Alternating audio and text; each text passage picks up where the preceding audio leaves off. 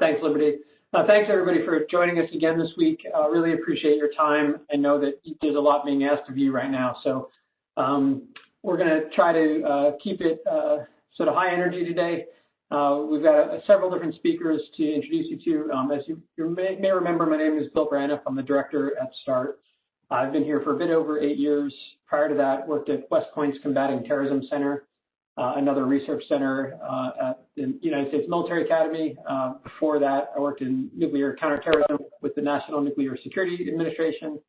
And before that, grad school. Before that, I was an Army officer. So I'm just going to give you a short, my version of how COVID-19 has impacted violent extremism, primarily in the United States. We're not really going to talk much about it overseas. And then I'm going to turn it over to Barnett, and he is going to talk to you about some considerations complicating first responders' response, and then talk a little bit about a DHS-funded research project. So I'm going to jump right in. I would love it if you interrupted me, use the chat function, pop your video on if you have a question, yell and scream and get our attention. These online formats, they can actually work pretty well if we engage, but they're brutal if we don't. So I hope you'll engage with me for the next 20 minutes or so. Okay. Bottom line, when we're assessing threat, we're looking at, does the adversary have the opportunity, the motivation, and the capability to do harm? Right? That's threat. If I take the plexiglass in. Threat assessment 101. If you don't mind muting, if you can, when you're not asking a question, that would be great. Right now, when we think about assessing the threat of violent extremism related to COVID-19, the biggest thing I want to highlight is the power of uncertainty. Okay, but it's not just uncertainty about the future, uncertainty about our health, uncertainty about our jobs, uncertainty about our kids' education. It's that combined with fear, right? I mean, if you, for many individuals, this virus is very, very threatening. There's a lot of anxiety over how to engage socially with other folks who might have different perception of the significance of the virus. How do you handle someone who comes into your store and refuses to put a mask on, right? There's lots of social friction right now, and there's also a lot of social isolation. So we know that individuals are online more now. We're all online more, and that it includes violent extremists, right? So there's a study done by Moonshot CVE, which we might have referenced in a previous class, and they looked at communities after 10 days of lockdown, and they partnered with Google to look at search histories and found that there was a significant 21, 26%, somewhere in there, increase in the viewership of white supremacist content in places that had been locked down for 10 days or more, right? So we know that people are getting more access to more content. And of course, in addition to that opportunity for individuals to start looking, answer seeking for ideologies that make them feel better, first responders are stretched more thin. Responding to serious incidents is problematized by the public health considerations. My assumption, and I'm not sure if this is accurate, and you guys could help me out here, is that there are fewer SARS being initiated because there's just sort of fewer individuals to observe as most of us stay home.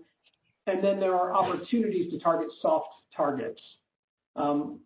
We've actually seen in the first quarter of 2020, when we look at the Global Terrorism Database, 5G towers have been targeted in over 13 countries, and I'll explain why that might be.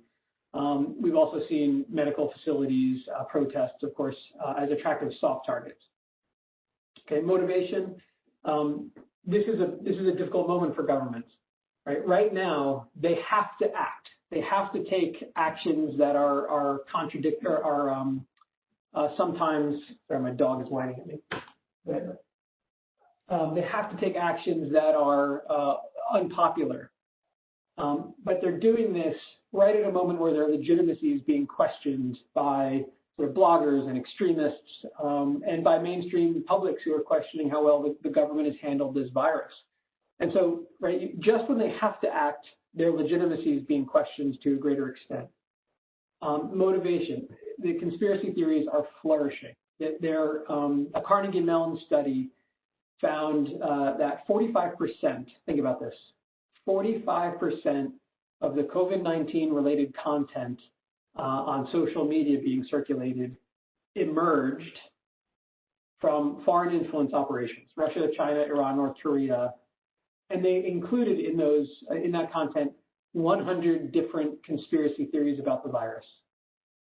So to say that again, half of what we all are looking at on social media comes from foreign hostile influence operations, and it encodes 100 different conspiracy theories into the dialogue that gets amplified and repeated by unwitting civilians, right?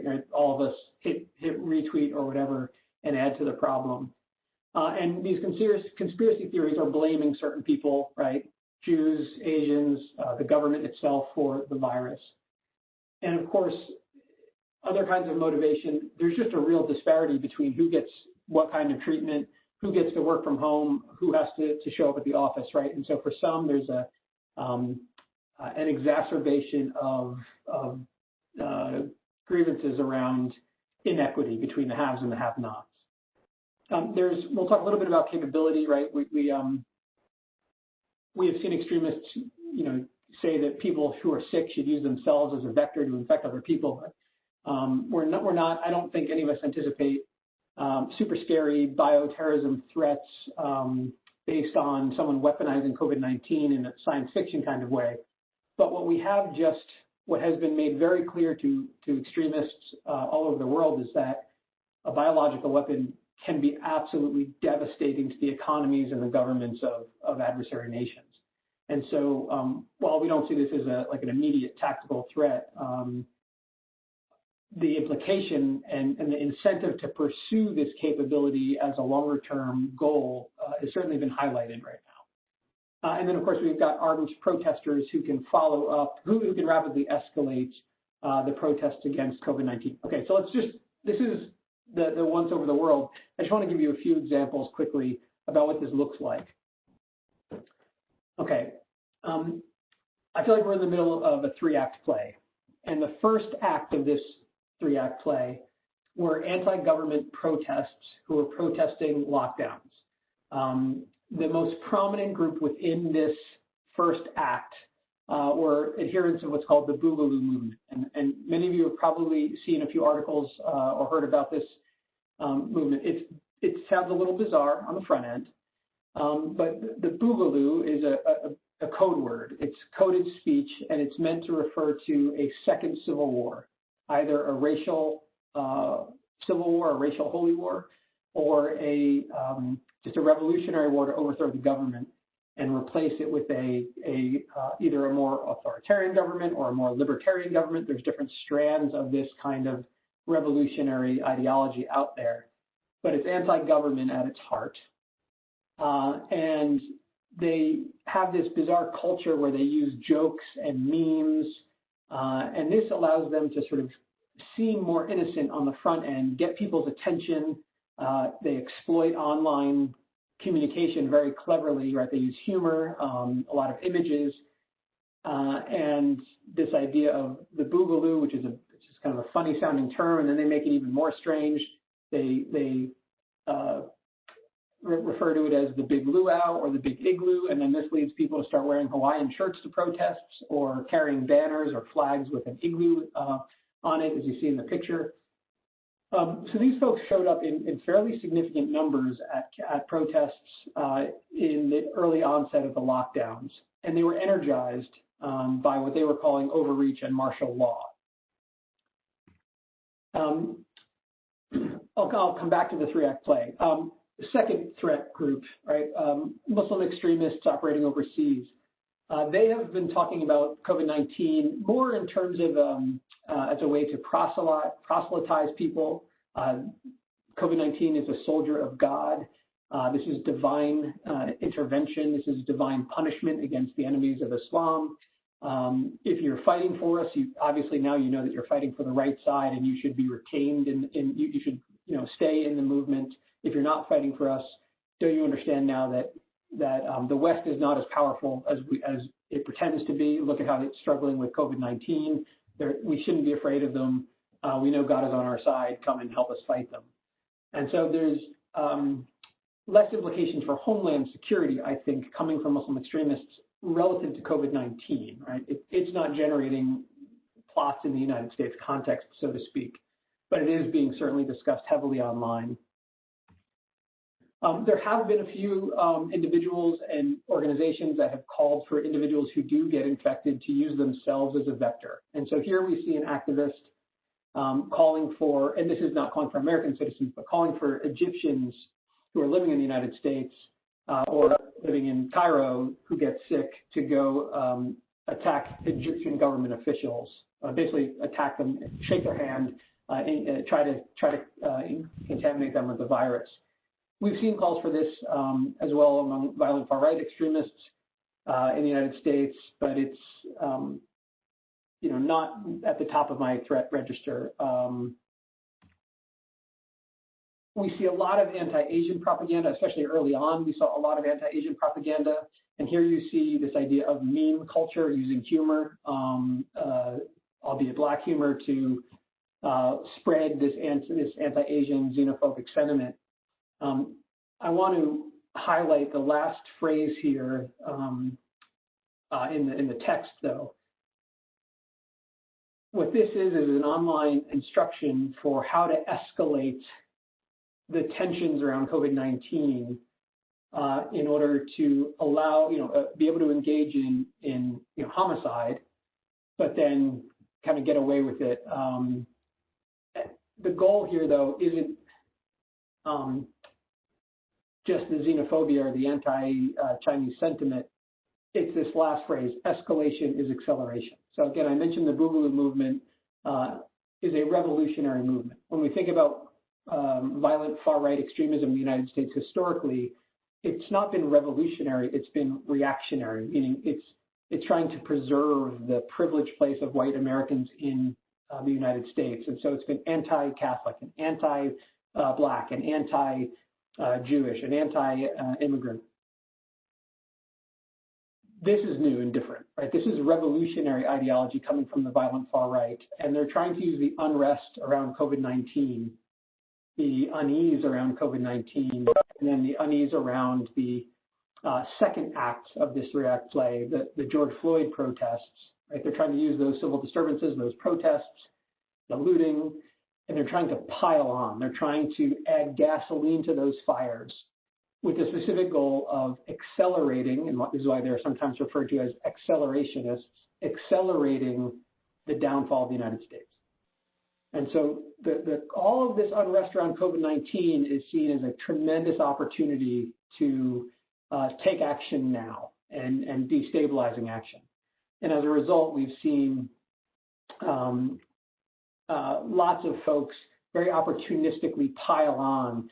We've seen agent provocateurs bring Molotov cocktails or other incendiary devices and explosives to otherwise peaceful protests to try to incite a riot against the police where there was just previously a protest, right? Trying to just pile on, even if they could care less about the Black Lives Matter movement, that didn't matter. Just take advantage of the opportunity.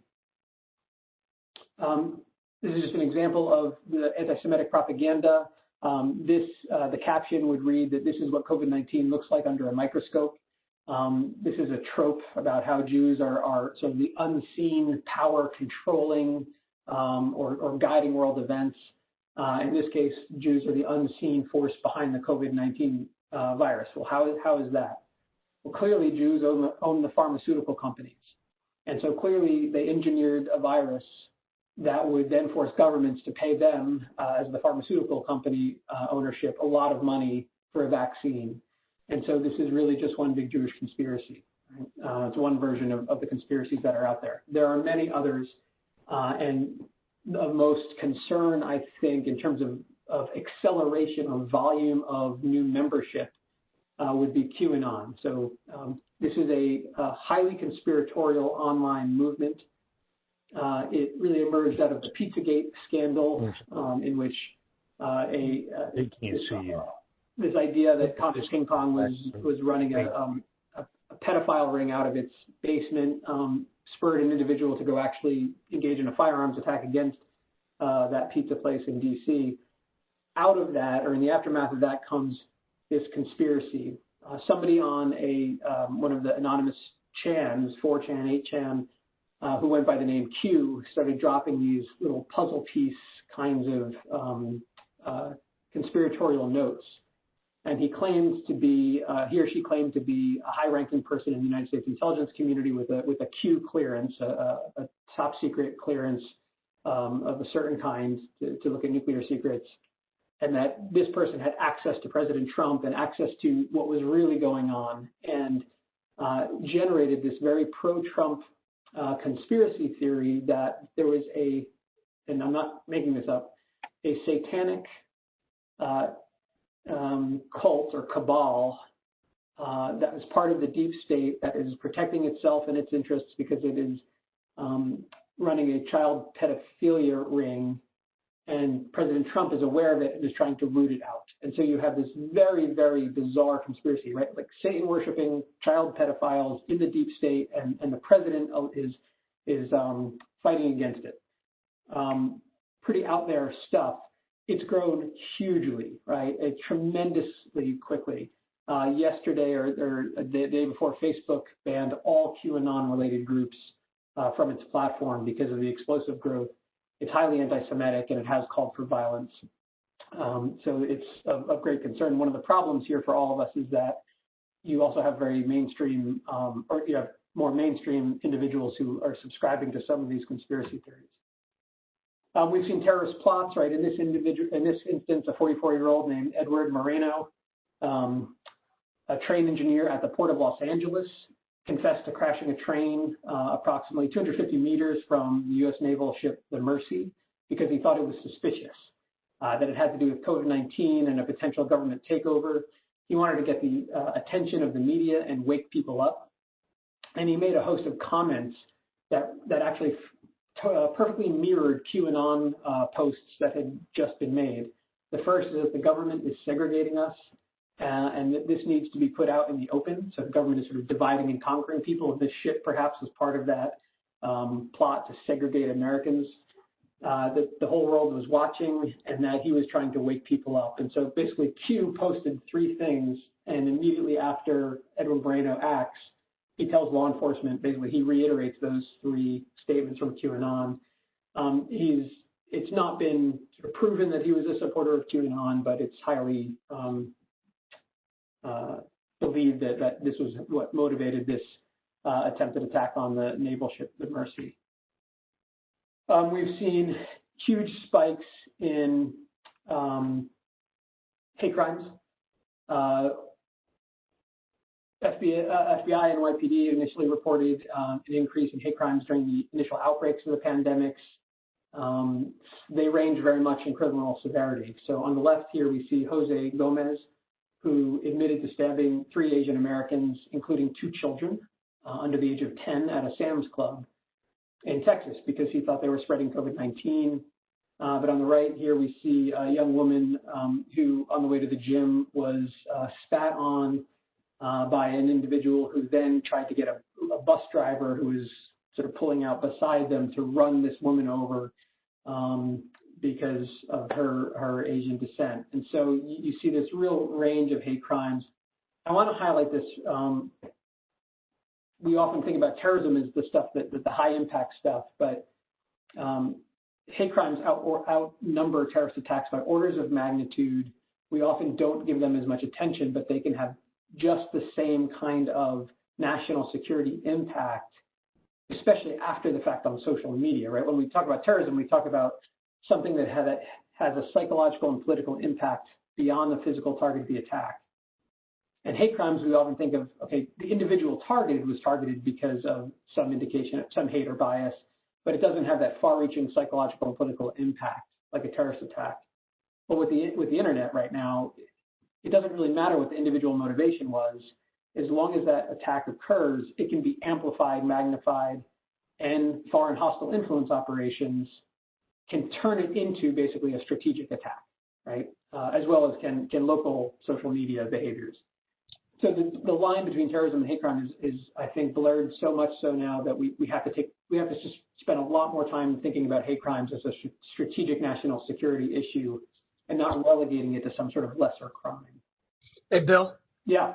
This is John Delaney. I just wanted to add a comment if I could. Please. So I think also the impact COVID has had on the mental health services and the general medical services is unprecedented, and I think that it probably leads to an increase in the hate crime as well. Yeah, great point. I mean, mental health is a huge concern for first responders, for the healthcare professionals, but for everyone, right, who's dealing with a tremendous number of different stressors and uncertainty, like we mentioned. And then you've got folks who are amping that up as much as possible. Overlay a social crisis, right? The George Floyd death, and then the resulting civil unrest and the protests. That's creating a lot of other kinds of anxiety. And so, yeah, if you have a mental health vulnerability, right, that's part of this story. And so this brings us to let me sort of revisit this, right? Act 1. Anti-lockdown protests energize certain conspiracies and certain domestic revolutionary extremist movements like the Boogaloo Boys. The George Floyd protests creates an opportunity for those actors to go in to infiltrate these movements and engage in, we've had murders, we've had terrorist attacks, we've had ambushes of law enforcement officers, we've had the attacks that I mentioned with incendiary devices, Molotov cocktails. So we've had that kind of far-right movement infiltrating the protests. We've also had the protests and some extremism from within the protesters themselves, right? So anti-fascist groups that have opportunistically piggybacked on this. Antifa as an organization, as a movement, it's not an organization. Some adherents to the Antifa ideology believe that law enforcement officers are fascist in nature, and so anti-law enforcement and anti-fascism is a perfect overlap. And so they saw the Black Lives Matter protests against law enforcement brutality as their cause, and so they showed up. Not nearly as much violence, and empirically, there is just not nearly as much violence against humans coming from that movement. There is property violence that has occurred for sure, but about a month ago, we had the first ideologically motivated Antifa homicide of a supporter of President Trump. And so we can no longer say, well, Antifa is bad, but it doesn't kill people, right? We've had the first Antifa homicide. It's a terrorist attack. It's much lesser in numbers and frequency, but it's there. And what that means is we've got now violent far-right and violent far-left actors engaging in up to lethal violence against one another. And that is highly polarizing in the United States in a two-party system. And this is leading into an election. And we are going to have increased number of cases as people have to stay indoors more and can't socialize outside. If they keep socializing, they'll be inside. Transmission rates will increase.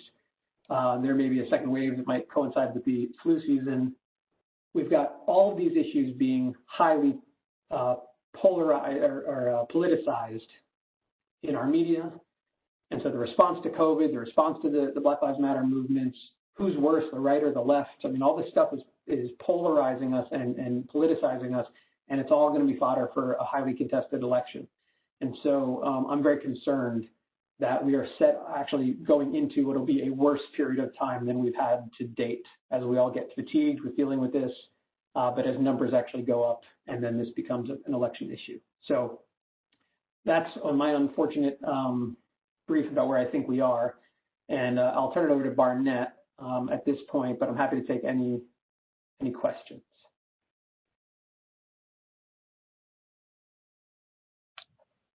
Bill, this is John Delaney again. I just wanted to point out the Homeland Threat Assessment recently just came out, and it kind of parallels a lot of what you're talking about, and I just wanted to highlight that as maybe a quick read for some of the folks in the class. Yeah, thank you. I'm not going out on a limb here. The FBI director just testified about sort of the groups like the Boogaloo Boys and the white supremacist or racially and ethnically motivated violent extremists who've really been energized over the last 6 to 9 months. But it's coming, it's becoming unfortunately sort of more mainstream, I think, because we're all vulnerable during this period of time, and we're just all being exposed to so much partisan, frankly, extremely partisan content that I think it's radicalizing us as a country to a degree, and it opens the door for lone actors to then take it one step further and act out violently. And that's, I think, what we're seeing.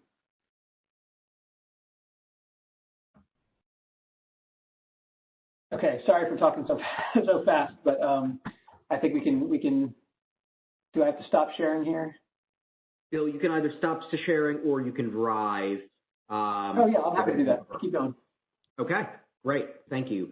So my name is Barnett Koven. I'm START's training director, so I'm responsible for a lot of our practitioner education, and I'm also our near-peer competition and counterterrorism lead researcher. I'm a political scientist by training, and I've been at START for the last 4+ years at this point. I also have affiliations, largely teaching in military schoolhouses, Joint Special Operations University, the Air Force Special Operations School, etc. But I want to talk to you today about a project that I've taken on with a large number of colleagues that is a little bit out of my wheelhouse, but I think is extremely timely, and that's sort of why I got involved in this project. And I want to introduce this project to you insofar as the purpose of this project is to push out operationally relevant information to state and local first responders of all stripes, so fire, emergency medical, and law enforcement professionals. So this is not just sort of academic research wherein we spend 2 years doing a deep dive and publish a 200-page, highly technical report that's chock full of jargon. The goal here is to quickly push out provisional results in sort of 2-page bulletins that are actionable and push them out to first responders such as yourself. And the materials that we'll be pushing out, and we're just beginning this now, but hopefully later this month and certainly by November, relate to some of the challenges that Bill was just talking about. So Bill's presentation gave you a sense of how COVID-19 is compounding existing extremist threats and creating new threat vectors that you all have to deal with. Of course, this is not happening in a vacuum. It's happening at a time when first responders across the country are already stretched quite thin. COVID is having more mundane effects on law enforcement, fire, and emergency medical service providers across the country. So how do those complicating factors impact your ability to respond to some of these threat vectors that Bill has described? So what I want to do today is give you an overview of what this project is going to look like as it begins this month and runs for the next 1.5 years, so that you're familiar with it and that you can hopefully make use of the materials that we're putting out. And what I was hoping to be able to do today was share with you the link to the microsite where all of our materials are going to be published in near real time. Unfortunately, we require DHS approval, so that hasn't quite come in. I expect it any day now. My email address is, however, on the last slide. If anyone's interested, shoot me an email. I'll make sure you are notified as soon as the project materials go live so that you all have access to them if you might find them useful. So with that introduction, and I realize that was a long introduction, let me talk a little bit about the project itself. There's a few complicating factors that are affecting first responder responses, whether it's to your more typical calls for service or calls for service stemming from some of the extremist dynamics that Bill just got done talking about. So very briefly, and I'm sure you've already dealt with these, very briefly, we're looking at 3 particular dimensions. So environmental effects, right? This is how has the pandemic changed the amount of calls for services that you all are receiving, as well as the types of demands for services that are coming in. And the COVID pandemic in some parts of the country has also happened at the same time as natural disasters like wildfires or tropical storm season and whatnot, which adds a complicating factor on top of that. Maybe less relevant for us in the DMV, but certainly relevant for first responders across the country. There's also direct effects, right? And I imagine that you've all seen increased illness rates or absenteeism as a result of the pandemic, as well as, frankly, reduced productivity. And I know we're seeing that a little bit at start as well. It's not that everyone isn't super motivated, but this is hard. This pandemic is grating. And the new measures that we put in place to work from home are good, but they're not a substitute. And hopefully none of you have seen this, but if you look at the statistics nationwide, we're seeing mortality of personnel. So I've documented already over 100 law enforcement deaths due to COVID-19 across the United States. And then finally, the indirect effects, right? How do these environmental and direct effects change the way in which first responder departments and agencies provide services and the types of services that they prioritize? And let me just elaborate with a couple of concrete examples. Bill, next slide, please. Thank you. In terms of the environmental effects, so here's some data we were able to source from the very beginning, at least from a U.S. perspective, of the COVID-19 pandemic from the FDNY emergency medical service providers. So their normal call volume was approximately 4,000 calls per day, which sounds insane to anyone who isn't a first responder in New York City, but that was what they were equipped to handle. In the few first weeks of this pandemic, their daily call volume increased by approximately 50% to between 5,700 and 6,200 calls per service per day. All this, of course, was happening at the same time that they had increased absenteeism due to personnel calling in sick or having to isolate after a potential exposure, and so on and so forth. So this probably equated to something like 100% or 150% increase in their call volume once you factor in the reduced staffing that went hand in hand.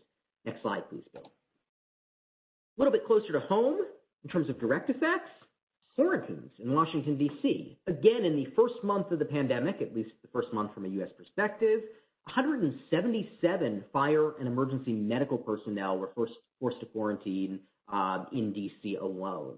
Right, that's about 10% of their total personnel. So not surprisingly, this substantial and rapid decrease in staffing impacted how they went about their daily routines and would have absolutely been extremely consequential had there been a mass casualty event, perhaps caused by violent extremists, inspired by some of the dynamics that Bill was talking about. Next slide, please. And then finally, in terms of indirect effects, according to some data we've been looking at within law enforcement agencies at the state and local level, almost 50% of police departments around the country have reported changing how they provide service as a result of the pandemic. So, for example, some officers I've spoken to have shifted from having 2 officers per patrol unit to having 1, because you can't very well maintain 6 feet of distance inside a patrol unit. In addition, something like 76% of departments and agencies nationwide at the state and local level have issued some type of guidance on reducing physical arrest for more minor offenses and issuing summonses or citations or what have you instead. So we're already seeing these changes, and none of this should be surprising to you. So what are we doing? Next slide, please. Thank you.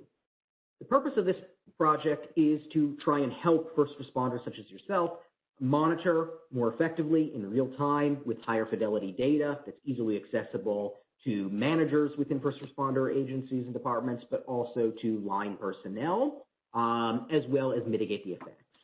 So we're trying to do some of the hard work in terms of building situational awareness of COVID-19 and its effects on first responders.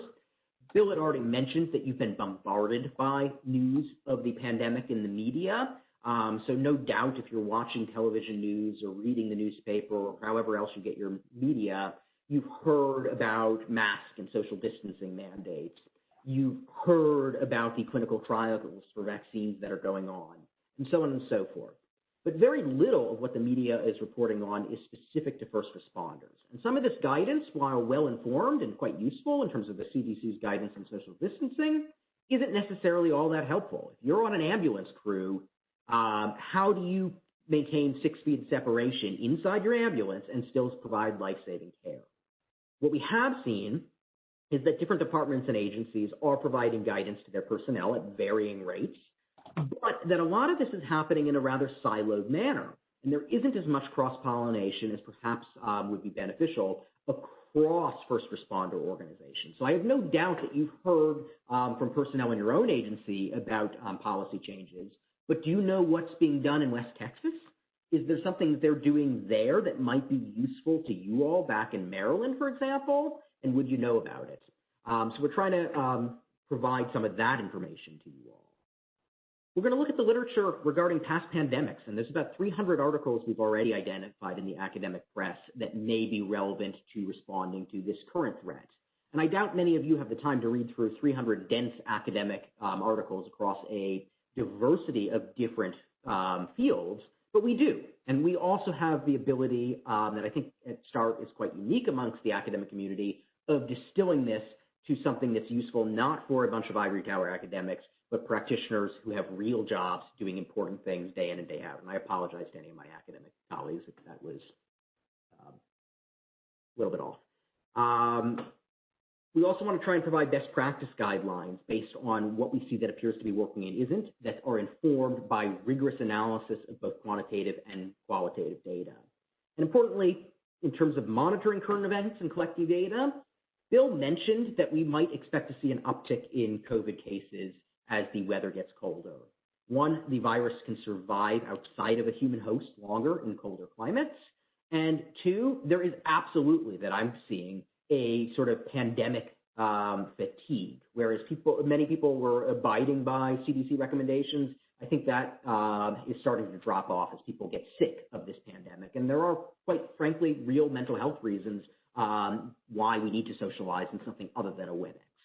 But in addition, as the weather turns colder, we're going to stop sitting outside and socializing that way and move inside where transmission is more likely. And so what we're trying to do is collect some data that will help you predict these trends and give you a little bit of advance notice about at a hyper-local level so that you can look at this within your own areas of responsibilities and break it down on even a block-by-block level, and I'll come back to that in just a second. And then finally, for a select number of first responder agencies and departments across the country that are representative in terms of size, urban versus rural versus suburban, and so on and so forth, we're going to review in detail some of their planning and policy documents and try and ascertain what worked, what should be disseminated elsewhere, and frankly, what didn't work and what should be avoided elsewhere.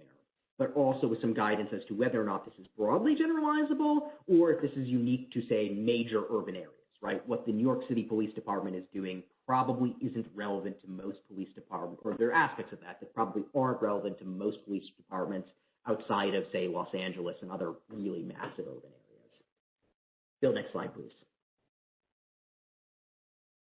So this will start with the literature review of extant data, which I'm really excited about, looking at environmental direct and indirect effects, but also entailing a staffing study. The Department of Defense has done a lot of work on what they call force readiness to model staffing in response to pandemics and other crises, because the DoD needs to be ready to fight and win the nation's wars at a moment's notice, regardless of what's happening. And there's been some concerns about this actually in the last just day or two, as we've learned that the Joint Chiefs is quarantining as a result of a potential exposure from a Coast Guard admiral who attended a Pentagon meeting. But beyond that, most of this analysis actually applies to rank and file personnel. These same models are equally applicable to law enforcement, to fire, and EMS. Admittedly, their purpose is not to fight and win wars, but they do need to be deployable, readily available to respond to calls for services. And we plan on adapting some of those models to staffing data from first responders. We're reviewing surveys that have been done across fire, EMS, and law enforcement communities, and looking at policy changes, for example, in different departments. The whole list of things that we're going to include in the literature review on the screen, but the final one I'll just highlight in the interest of time is risk and crisis communications. It's not good enough, we found, in response to other crises to have a good set of policies and procedures in place. The efficacy of those policies and procedures also hinges on how well they are communicated from the senior level officials in first responder organizations down to the personnel serving under them who are responsible day in and day out for responding to calls for services, as well as to the communities writ large that these entities are serving. Next slide, please, Bill. This is the piece that I am perhaps most excited about. Can we give you all better data, and by better I mean faster and at a higher level of fidelity that will help you understand the risk in the areas you are responsible for? And so one approach we're pursuing in this domain is using big data, specifically Google Street View. And for those of you who aren't familiar with Google Street View, you may have actually seen one of the vehicles driving around. So Google has a fleet of vehicles with a some sensory architecture on the top. And what they're doing is they're taking pictures of just about every street in the United States, and indeed this exists globally, and they stitch those pictures together to give you a 360-degree overlapping view that is geocoded. And so our team has trained a machine learning AI model to automatically code features on a block-by-block basis. So, for example, population density that isn't reliant on a potentially 10-year-old census. And we can get at that by looking at, is there single-family housing or are there apartment blocks like you see in the picture in the top? How busy is the street would give you a sense of population density as well. So are there sidewalks? Is there a crosswalk? Are there multiple lanes, for example? How much green space is there if you wanted to socialize in a socially distant outdoor manner, and so on and so forth. And this machine learning model has already been trained and is returning high degrees of accuracy in the high 80s, well into the high 90% for these variables. And I'll show you the results on the next slide, please, Bill. Oh, I'm sorry, it's not on the next slide. This slide just shows you a couple more of these Google Street View images, and on top or is a zip code by zip code basis. But now to the results. Next slide again, please, Bill. Thank you. So these are the raw statistical results, and what they show us is that the indicators for population density, for example, non-single family homes, sidewalks, crosswalks, multi-lane streets, are all statistically significant predictors of an increased COVID risk. Okay, so what do we do with that? I guess we could produce a bunch of these tables and send them out to first responders, but how many of you would actually know what you're looking at here and how to read it? And if some of you do, that's awesome, good for you, but we don't really expect that to be the case, and we don't want to make you do that kind of work to try and understand what's here. So what we're building, next slide please, Bill, is a simple graphic user interface that will be launched on the microsite that we are launching hopefully in the next couple of weeks.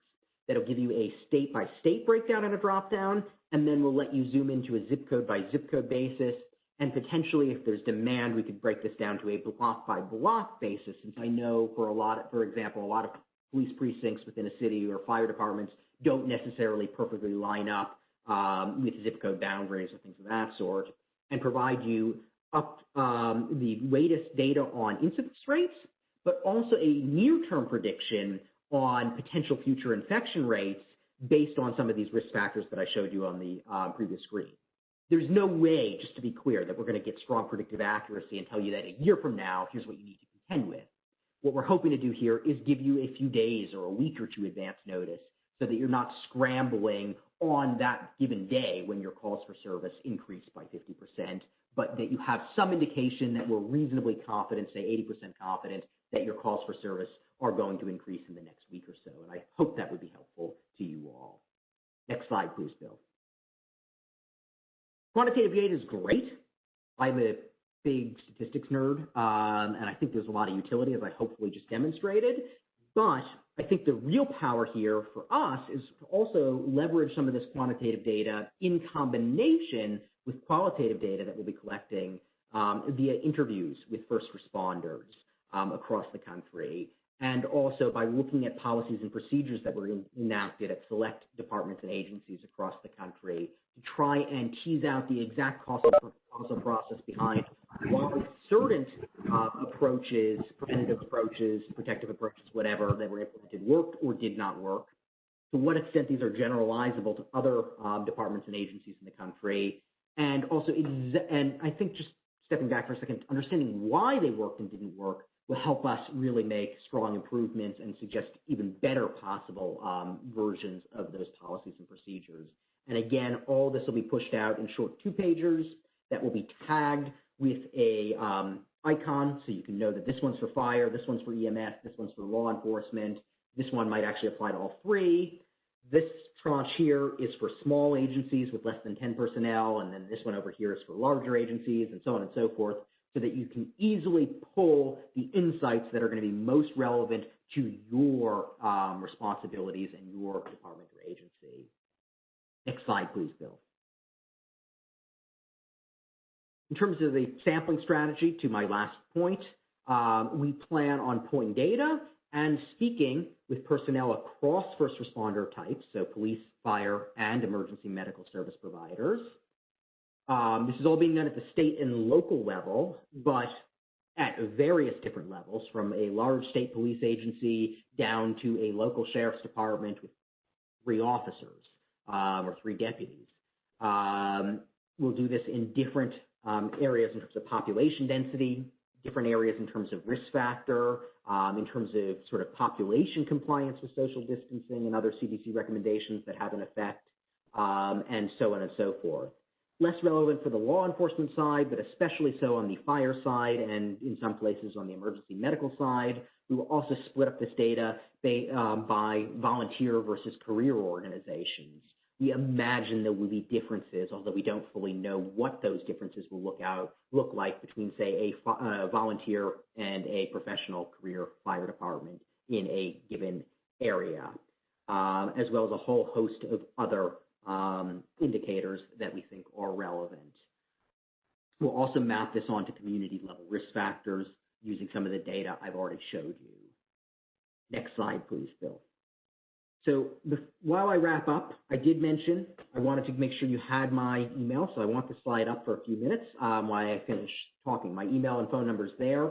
If you have any insights that you'd like to share for this study, I'd love to hear from you. But if there's information or questions you have about your own policies that you think we might have insights into, please reach out to me. We are happy to help. The purpose of the study, as I mentioned at the very beginning, is not to be another academic study that produces some findings that are useful to the ivory tower 2 years from now, but to push content to first responders in near real time. So if you think we can be assistance or if you have questions, let us know. If we can't, I'm not guaranteeing we can answer your questions, but if there's an interesting research question that you have, we'll try and incorporate it in the interviews we're doing, in the data analysis we're doing, because my guess is if you have that question, there's 100 other people around the country who aren't talking to me who would similarly benefit from that data. And most importantly, if you want access to the microsite for the data or the 2-page briefs, shoot me an email, and as soon as I've got the green light from DHS to make that live, I will send that information your way. And then finally, I also do want to ask for your help. If you'd be interested in contributing to this study and would be willing to sit for a short virtual interview over the phone on your department or agency's responses to COVID-19, and or would be interested in putting us in touch with someone in your department or agency who can share with us anonymized call for service, staffing, or other data, as well as policies and procedures that have been put in place, we would absolutely like to have that conversation. We're willing to take as much or as little as you can provide, and happy to talk through in detail with anyone who wants about sort of the privacy and security factors that are in place. DHS is very strict about that, as they should be, and we are fully intent on complying on all that. So hopefully I've given you a good overview of the work we're doing, and I even more so hope that this will prove useful to you, if not today, over the next year, and especially into the fall, if unfortunately, as is predicted, COVID cases increase, or as we get close to the elections, if you get more violent extremist incidences along the lines of what Bill was talking about with this nexus between violent extremism and the pandemic. So with that, I will pause and yield the last few minutes to any questions or comments that you have for either myself or for Bill. Thank you all so much for your time and attention.